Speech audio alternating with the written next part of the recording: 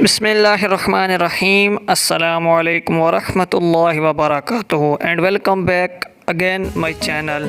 तो फ्रेंड्स, आज हम आपके लिए कुछ सवालात लेकर आए हैं। तो देखते हैं इन सवालों में से आपको कितने जवाब आते हैं। तो चलें वीडियो शुरू करते हैं। सवाल नंबर 1, दुनिया का सबसे बड़ा जंगल कौन सा है? आपके पास 9 सेकंड होंगे। 9 सेकंडों में आपने जवाब कमेंट करना है और चीटिंग नहीं करनी। जिसको जवाब आता हो वो नीचे कमेंट कर दे। तो इसका जवाब है अमेज़न। तो आज का दूसरा सवाल, वो कौन सा मुल्क है जहां पानी पेट्रोल से भी महंगा है? तो अगेन आपके पास 10 सेकंड होंगे। 10 सेकंड के अंदर अंदर आपने जवाब देना है और हमारे साथ चीटिंग नहीं करनी। तो फ्रेंड्स, इसका जवाब भी है वेनेज़ुएला।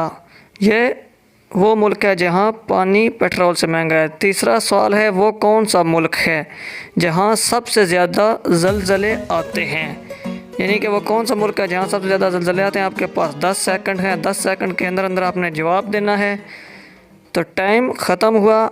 जापान। जापान वो मुल्क है जहाँ सबसे ज़्यादा ज़लज़ले आते हैं।